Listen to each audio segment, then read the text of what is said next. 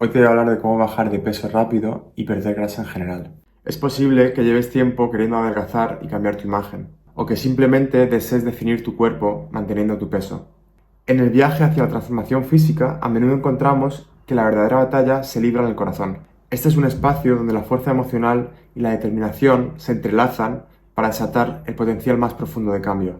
Si estás aquí buscando ese cambio, recuerda, cada paso hacia adelante es un testimonio de tu fuerza interior y un paso más cerca de la versión más vibrante y auténtica de ti mismo. Tenemos sobrepeso cuando nuestro BMI, por sus siglas en inglés, Body Mass Index o índice de masa corporal, se sitúa por encima de los 25 puntos. Y padecemos obesidad cuando este está por encima de los 30. Ay, pero es que yo creo que lo mío es genético, ¿sabe, doctor? Puede pasar, sí, pero lo que lleva a que el número de personas obesas se ha triplicado en los últimos 60 años tiene que ver sobre todo con los hábitos. Quiero darte aquí y ahora una serie de claves que sean lo más sostenibles en el tiempo para llevar tu peso allí donde tú quieres tenerlo. Como concepto general, nosotros perdemos peso cuando quemamos o cuando usamos más calorías de las que consumimos. Pero en este vídeo te explicaré cuál es la mejor forma de hacerlo y comprenderás cómo obtener esta energía de las grasas. En primer lugar, a partir del ejercicio. Es importante que entiendas que cuando hacemos ejercicio usamos las calorías de los carbohidratos y de las grasas, y en algunos casos de las proteínas. Como te explicaba en mi vídeo del ayuno de 24 horas, cuando estamos haciendo deporte usamos los distintos recursos energéticos en función del tiempo pasado y en este caso también dependiendo de la intensidad del ejercicio. En primer lugar usamos la glucosa plasmática para pasar a usar las reservas de glucosa de los tejidos llamado glucógeno, que están tanto en los músculos como el hígado y el resto de tejidos.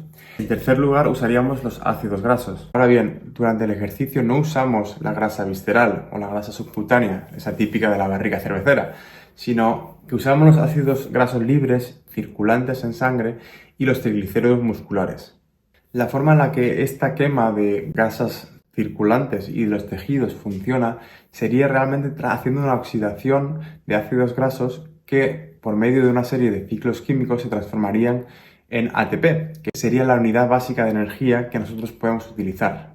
Doctor, ¿y cómo hago para bajar de peso rápido? Y si solamente quiero perder algo de grasa y definir los músculos, pero ¿qué ejercicio queremos usar si queremos quemar grasa de forma rápida? O si queremos adelgazar y queremos perder peso. Queremos buscar ejercicios con los que utilicemos aproximadamente el 65% del esfuerzo máximo que podemos hacer, o VO2 max. Es con este tipo de ejercicios con los que vamos a quemar la mayor cantidad de grasa por minuto de ejercicio. Por lo que sí, efectivamente no hace falta salir a correr 1 hora o hacer una maratón o ir a CrossFit 2 o 3 veces por semana. Y sí, te voy a dar la razón si me preguntas, oye doctor, ¿y no se queman más calorías con este otro tipo de ejercicios? Por supuesto, se queman más calorías, pero no funciona así. La razón por la que esto es así es porque en condiciones de mayor o de máxima intensidad el cuerpo no utiliza las grasas como primer fuente de energía, sino que utilizamos la glucosa almacenada en músculo en forma de glucógeno para pasarla en un proceso anaeróbico, es decir, sin oxígeno, de la forma más rápida posible a ATP. De esta forma, si tu objetivo es rendir mucho durante una rutina de fuerza o la ganancia de masa muscular, no te voy a recomendar ni mucho menos hacer cardio ni ejercicios muy intensos antes de empezar el entrenamiento. Volviendo al ejemplo de salir a caminar sin más, a una velocidad de 5 km por hora. En un hombre de 85 kilogramos, 10.000 pasos equivalen al consumo de 500 kilocalorías aproximadamente, que si lo piensas es el mismo número de calorías que restringimos cuando estamos empezando a hacer una dieta. Por eso te diré que si sigues este primer paso ya estarás con ventaja respecto al mayor número de personas con este mismo objetivo, aunque estuviese manteniendo la misma dieta, punto del que te hablaré ahora más adelante. ¿Y qué hay del HIIT? El HIIT o ejercicio de intervalos, que son ejercicios que vamos a hacer durante un breve periodo de tiempo, a máxima intensidad, nos van a permitir acelerar el metabolismo, ya que quemados los primeros elementos, que ya conocemos, glucosa y glucógeno, empezaremos a usar los ácidos grasos como fuente de energía. Si esto lo combinamos con un ayuno, por ejemplo, de 16-8, aceleraremos el proceso. Esto sería muy recomendable, ya que tendríamos estas dos claves, ejercicio y ayuno, que usadas conjuntamente y mantenidas en el tiempo, nos van a dar resultados increíbles. Claro que la clave del éxito en este caso, como para casi todo en la vida, es tratar de hacer un proceso lo más fácil y replicable por cada persona en cada una de sus circunstancias. Y mantenerlo en el tiempo, que es fundamental. Sé que no es fácil hacer dieta y ayuno al mismo tiempo, pero si no puedes hacer las dos cosas, te voy a proponer que al menos hagas esos 10.000 pasos diarios. La idea es mantenerse activos y, con estos trucos, perder esas calorías innecesarias que aportamos con nuestra mala alimentación. Y hablando de la alimentación, el segundo punto del que os quiero hablar es a través de la dieta. Hablemos de la dieta. En este aspecto lo más importante va a ser acompañar al ejercicio con una dieta de bajo índice glucémico. Lo primero que quiero que sepas es lo que tienes que evitar en tu dieta si quieres conseguir tus objetivos. Número 1, deja de beber todas esas calorías en forma de líquidos. Sí, me has escuchado bien, tienes que dejar de beber todas esas bebidas carbonatadas, zumos, batidos y todos sus primos hermanos porque tienen una cantidad de azúcar terriblemente alta.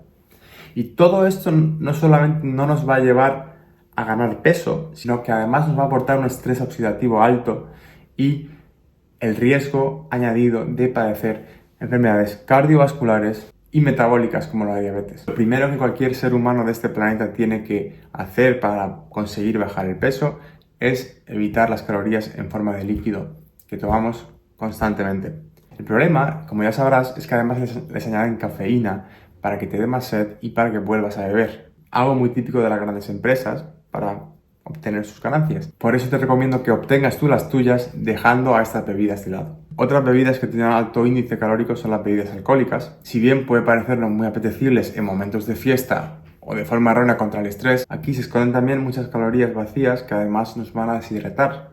No hay que olvidar que el consumo excesivo de alcohol va a aumentar también el riesgo de padecer diversos tipos de cáncer. El segundo grupo de alimentos que tienes que evitar a toda costa son todos aquellos que necesitan harinas blancas para su elaboración, como la pasta, el pan, los dulces de repostería, la bollería industrial, fritos, la pizza y todos aquellos que tanto nos gustan. Además sabemos que cuando estos alimentos derivan de cereales como el trigo, la avena, el centeno y la cebada, contienen una cosa llamada gluten, que como ha demostrado la ciencia tiene un carácter proinflamatorio. Otros cereales como el maíz o el arroz, que aunque no tienen gluten, no te los voy a poder recomendar por su alto índice glucémico.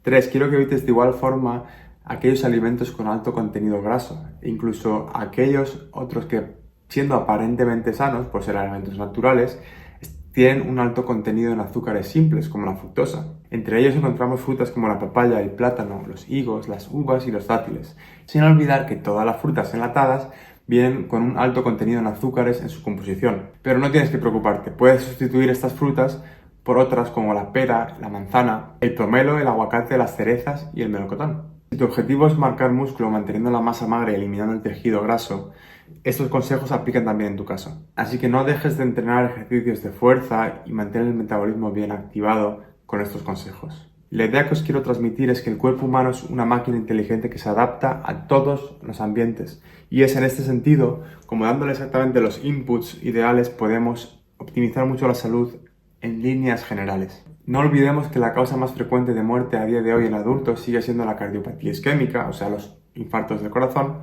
y los accidentes cerebrovasculares.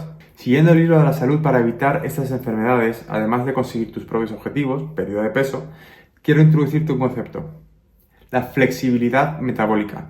La flexibilidad metabólica es la capacidad que tiene el cuerpo para que consuma de forma optimizada cada sustrato energético en función de las necesidades según tu nivel de actividad. Pero, doctor, ¿y cómo aumentamos o mejoramos la flexibilidad metabólica? Usando todo lo mencionado anteriormente vas a conseguir mejorar tu flexibilidad metabólica, es decir, practicando el ayuno de forma regular, adaptado a tus circunstancias, ya hablaremos en otro vídeo acerca del ayuno, consumiendo alimentos con bajo índice glucémico, como explicaba anteriormente, y haciendo esos ejercicios de intensidad media moderada intercalados con otros ejercicios de mayor intensidad. Todos estos trucos no te van a brindar los mayores beneficios si olvidamos algo muy importante: el sueño.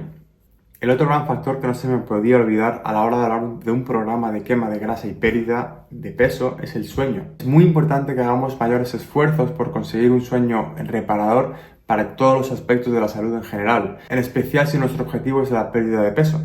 El sueño está implicado en múltiples procesos reparadores a nivel fisiológico. Además de ser un momento en el que se eliminan muchos desechos de los tejidos, se almacenan los recuerdos y se producen hormonas que van a ser de vital importancia para el funcionamiento correcto de todos los órganos. Cuando no dormimos bien, el cuerpo va a dejar de usar la grasa como energía, ya que dificultamos el metabolismo de las grasas. Además de que interrumpimos la síntesis de colesterol endógeno, que como ya veremos es muy importante para la síntesis de la mayoría de hormonas más importantes del cuerpo. Esto ocurre predominantemente por la noche, por lo que podemos deducir el porqué de la importancia de respetar el sueño. No dormir bien nos va a llevar a un desequilibrio hormonal, impidiendo la síntesis y liberación de hormonas tan importantes para el crecimiento del músculo como la hormona del crecimiento y la testosterona. Como decíamos, el colesterol se sintetiza fundamentalmente en las horas nocturnas, por lo que la interrupción del sueño también va a dificultar la formación de colesterol endógeno. A pesar de lo que la gente pueda pensar, y en esto hay mucha confusión al respecto, es fundamental para la formación del resto de hormonas. Más adelante haré un vídeo al respecto si os interesa el tema. Y ya que hablamos de hormonas, os quiero presentar las dos hormonas que controlan el apetito. Por un lado estaría la grelina, que es la que te causa sensación de apetito, y por otro lado está la leptina, que es la que te avisa cuando estás saciado. La leptina sería, por tanto, la hormona que te ayuda a controlar el impulso de comer y funciona de acuerdo al ritmo circadiano. Significa que es dependiente directamente de tu ciclo de vigilia y sueño.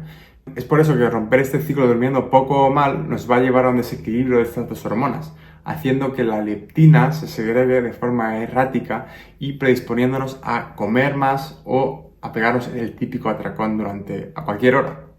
En resumen, ya tendríamos 3 pilares en los que baso el éxito para la pérdida de peso en líneas generales. Si aún así no lo consiguieras, te recomiendo que vayas al médico y te hagas una analítica de las hormonas principales para descartar que tu dificultad para conseguirlo no dependa de un tema hormonal. En otro vídeo hablaré de cuándo podemos hablar de una operación como alternativa. Solo, y repito, solo cuando hayan fallado todos los pasos previos mencionados anteriormente. Si te ha gustado este contenido, no dudes en darle un like al vídeo, compartirlo con gente a la que le pueda interesar y no olvides suscribirte a mi canal, donde subiré contenido semanalmente para mejorar tu calidad de vida de forma simple y gratuita.